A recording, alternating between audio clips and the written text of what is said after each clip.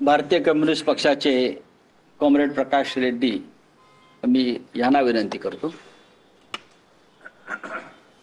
पत्रकार बंधू भगिनी, माझ्या आधी आजचे पत्रकार परिषद कुठल्या उद्देशाने घेतलेली आहे त्याच्याबद्दल माहिती सांगितलेली आहे.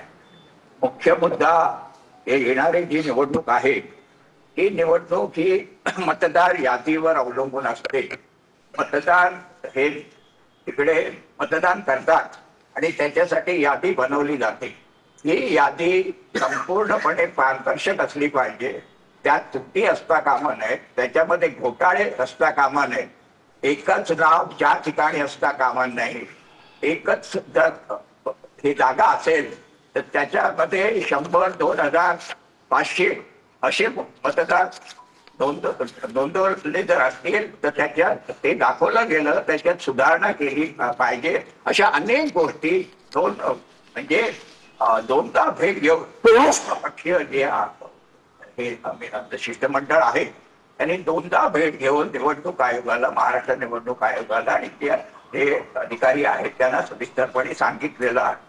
परंतु आज त्यांचा खुलासा आलेला आहे तो जुजबी आहे आणि तो खोटा आहे. त्याच्यामध्ये मुख्य मुद्दे जे आम्ही तिथे सांगितले त्याच्यामध्ये काहीही सुधारणा झालेली नाही. आणि त्यामुळे एक जी निवडणूक आहे ती योग्य प्रकारे घ्यायची असेल तर त्याच्यामध्ये सुधारणा झाल्या पाहिजेत ही आमची ठाम भूमिका आहे. आणि त्याच्यासाठी पुढचा जो कार्यक्रम आहे तो या ठिकाणी आम्ही सकाळी घेऊन ठरवलेला आहे. आणि याच्यामध्ये आपण जर पाहिलं तर हा फक्त महाराष्ट्राचा मुद्दा होत नाही. भाजप आणि जे सरकार आहे, केंद्राचं सरकार आणि महाराष्ट्राचं सरकार, त्यांनी निवडणुकांची जिंकण्यासाठी मोडस ऑपरेंडी केलेली आहे. बोगस यादी करायची, मतदार वाढवायचे, खोटे मतदार करायचं आणि अशा पद्धतीने निवडणूक जिंकण्याचा प्रकार त्यांचा चालू असतो. त्याचा कुठेतरी बंदोबस्त केला पाहिजे. तो महाराष्ट्रामध्ये होऊ शकतो, झाला पाहिजे, आमची भूमिका आहे. त्याच्यानंतर मतदार यादीचा मुद्दा हा प्राथमिक मुद्दा आहे. पण दुसरे अनेक मुद्दे आहेत ते नंतर आपल्याला घ्यावे लागतील.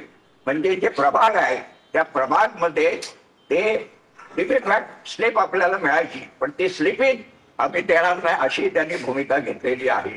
अशा पद्धतीने आणि आपल्याला माहिती आहे मतदान होत असताना आता पूर्वी 600-700 होते, आता 1200 मतदान केंद्रावर असतात.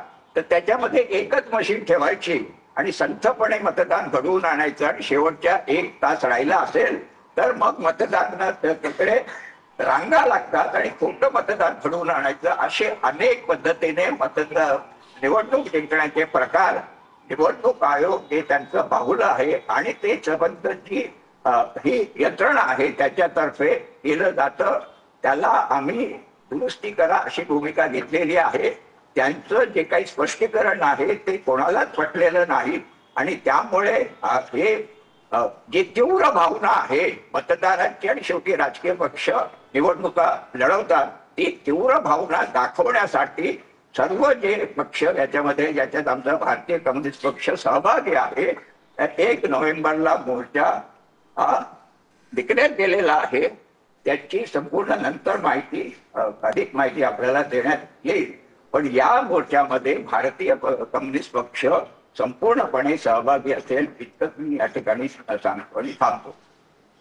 महाराष्ट्र नवनिर्माण सेनेचे नेते श्री बाळा नांदगावकर. सन्मान्य पत्रकार बांधवांनो,